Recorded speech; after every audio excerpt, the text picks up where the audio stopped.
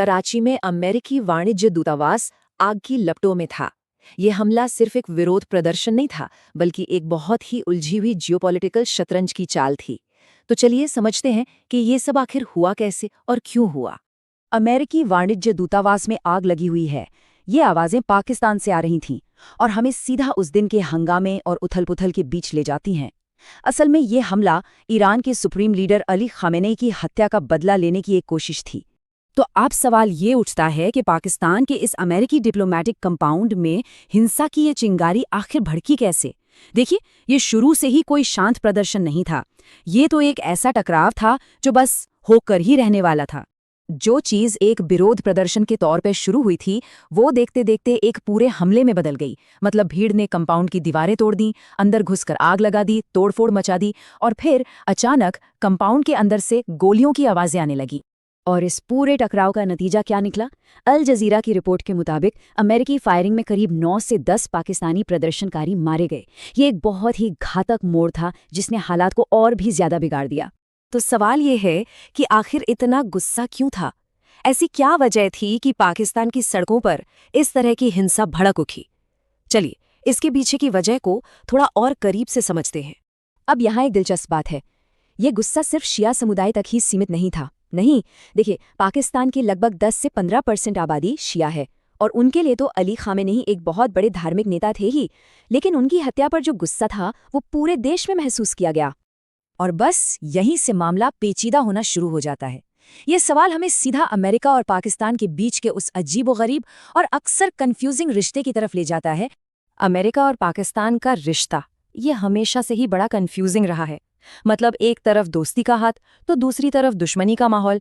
चलिए इस उलझी हुई दोस्ती की गुत्थी को सुलझाने की कोशिश करते हैं। अब जरा इस विरोधाभास को देखिए।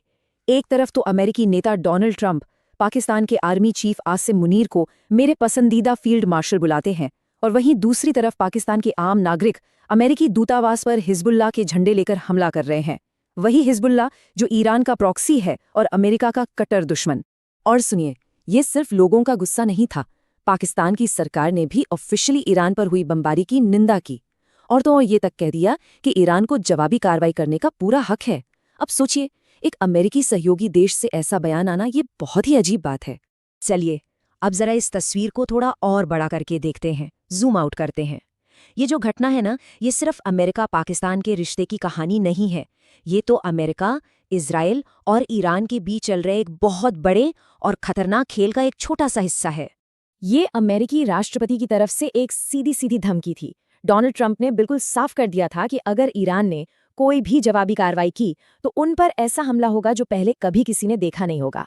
मतलब दांव पर बहुत कुछ लगा था। और सिर्फ अमेरिका ही नहीं, इजरायली प्रधानमंत्री ने भी ठीक यही बात दोहराई।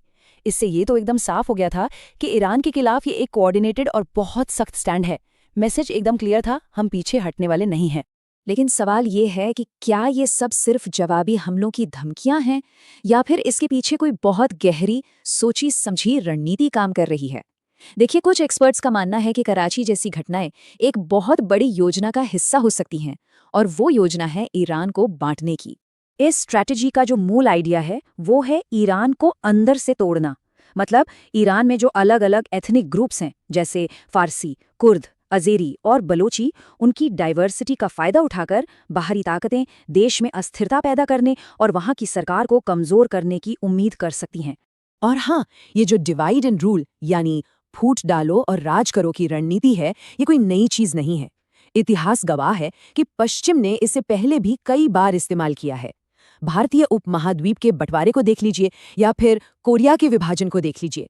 इन बंटवारों ने दशकों तक चलने वाले संघर्षों को जन्म दिया है। लेकिन ईरान भी इस खेल से अनजान नहीं है। उनके सिक्योरिटी चीफ ने एक बहुत सख्त चेतावनी जारी की है। उन्होंने साफ साफ कहा है कि देश को तोड़ने की किसी भी कोशिश को बर्दाश्त नहीं किया जाएगा और उसका मुंह तोड़ जवाब दिया जाएगा।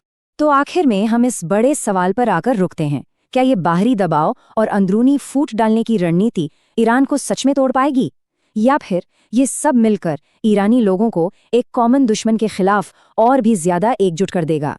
इस जियोपॉलिटिकल ड्रामा का अगला चैप्टर अभी लिखा जाना बाकी है।